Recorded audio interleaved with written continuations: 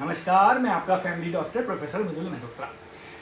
गर्भावस्था में कौन कौन सी जांचें करानी है, ये बहुत इंपॉर्टेंट चीज़ है, सबको आना चाहिए, जिससे जच्चा बच्चा आप स्वस्थ रहे लेटेस्ट टेक्नोलॉजी से, विज्ञान के नॉलेज से। और सबके घर में प्रेगनेंसी होनी है, इसलिए ये जांचें सब लोग जानें, जिससे कि समय पे ये जांचें कराई जाएं।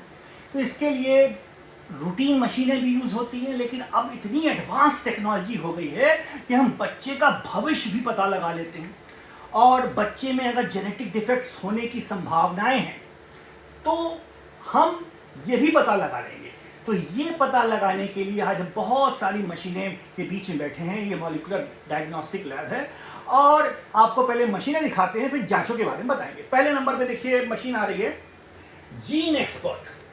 जीन एक्सपर्ट एक automated PCR, RT-PCR, Q-PCR based system है और ये इंपोर्टेड सिस्टम है, क्लोज सिस्टम है।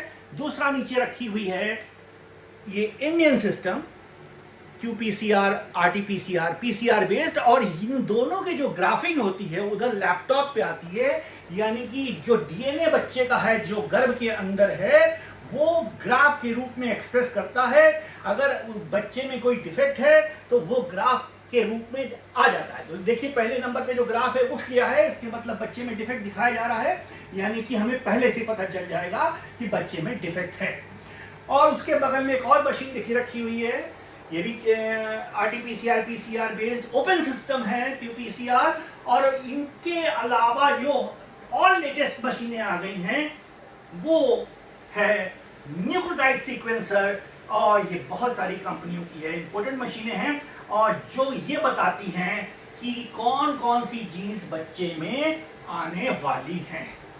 तो टेस्ट कौन सा कराएंगे? एक इंपॉर्टेंट टेस्ट आजकल नया चल रहा है, नाम है उसका नॉन इन्वेजिव प्रीनेटल टेस्ट। ये थोड़ा महंगा टेस्ट जरूर होता है, लेकिन नॉन इन्वेजिव है, यानी कि बिना काटा पीटे किए मां का ब्लड लेंगे और उसमें सीएफडीएनए होते हैं, यानी कुछ ऐसे फ्रैगमेंट्स होते हैं डीएनए के, फीटस के, बच्चे के, जो ये बता देते हैं कि बच्चा नॉर्मल होने वाला है कि एबनॉर्मल होने वाला है। तो ये जेनेटिक सीक्वेंसिंग से, क्यू-पीसीआर से, ग्राफिकल एक्सप्रेशन से पता चल जाता है और हम पहले ही सावधान हो जाते हैं। ठीक, ये तो बहुत ही स्पेशल जांच बता दी मैंने। तो कौन कौन सी जेनेटिक कंडीशंस होती हैं जिनमें हमको ये पता लगाना पड़ता है, ये सभी को पता है। हर व्यक्ति को या तो लड़की चाहिए या लड़का चाहिए, ठीक बात है। कोई इन दोनों के बीच का जेंडर पैदा ना हो, इस पे ध्यान देना है। इसीलिए मैंने इतनी सारी मशीनें और एनआईपीटी टेस्ट बता दिया। यानी कि बहुत सारे सिंड्रोम होते हैं, पटाउ, एडवर्ड, डाउन सिंड्रोम, जिसमें क्रोमोसोमल एबनॉर्मलिटी होती है, क्रोमोसोम की संख्या बदल जाती है। ठीक है, तो 13 क्रोमोसोम है, 18 क्रोमोसोम है, 21 क्रोमोसोम है, इनकी संख्याएं चेंज हो जाती हैं, या तो बढ़ जाएंगी या घट जाएंगी। तो क्लाइनफेल्टर सिंड्रोम है, तो जो फीमेल होगी उसके बच्चा नहीं होगा, उसमें मेल कैरेक्टर्स होंगे, और जो मेल पैदा होगा उसमें फीमेल कैरेक्टर्स होंगे और वो भी स्टेराइल होगा। ठीक, तो एक तरह का ये बहुत बड़ा कर्स हो जाएगा, लेकिन साइंस टेक्नोलॉजी ने इस टेस्ट के द्वारा पता लगा देंगे प्रीनेटल स्क्रीनिंग में कि कौन सी गड़बड़ी बच्चे में है या नहीं। ठीक, इसके अलावा रूटीन की कुछ बातें कर लेते हैं जो बहुत इंपॉर्टेंट जांचें हैं जो सबको करानी है। पहले नंबर पे आता है हीमोग्लोबिन, क्योंकि प्रेगनेंसी में हीमोग्लोबिन कम हो जाता है तो आयरन फोलिक एसिड दिया जाता है। तो पहले ट्राइमेस्टर में सबसे पहले हीमोग्लोबिन करा लीजिए। और पहले ट्राइमेस्टर में ब्लड प्रेशर बढ़ने की संभावना होती है, इक्लेम्पसिया, प्रीक्लेम्पसिया, टॉक्सीमिया और प्रेगनेंसी, तो ब्लड प्रेशर की जांच करा लीजिए। यूरिन में एल्बुमिन और शुगर नपवा लीजिए, सबसे इंपॉर्टेंट। इसके अलावा बहुत सारी इन्फेक्टिव डिजीजेस हैं, जैसे HIV, AIDS, hepatitis B, hepatitis C. ये अगर पॉजिटिव मदर है तो बच्चे को हम बचा ले जाएंगे, प्रोफाइलैक्टिक इलाज कर देंगे माँ का, और जो बच्चा आने वाला है उसको ना एचआईवी होगा, ना हेपेटाइटिस बी होगा, ना हेपेटाइटिस सी होगा। तो कहने का मतलब ये कौन कौन सी जांचें कराएंगे? वीडीआरएल, एचबीएसएजी, एचसीवी, एचआईवी।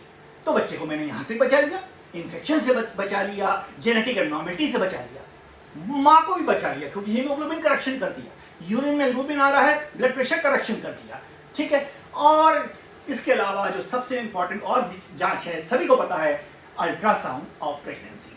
तो इसमें न्यूकल ट्रांसलूसेंसी देखी जाती है, बच्चे की गर्दन की थिकनेस देखी जाती है। अगर ये एबनॉर्मल है तो फिर पैदा हो जाता है शक कि बच्चे को क्रोमोसोमल एबनॉर्मलिटी हो सकती है, और हमें फिर से ये जांचें जो पहले मैं बता चुका हूँ प्रीनेटल स्क्रीनिंग वाली, वो फिर से करानी होगी। और ब्लड से भी ये जांच हो सकती है, नाम है इसका क्वाड्रुपल टेस्ट और ट्रिपल टेस्ट।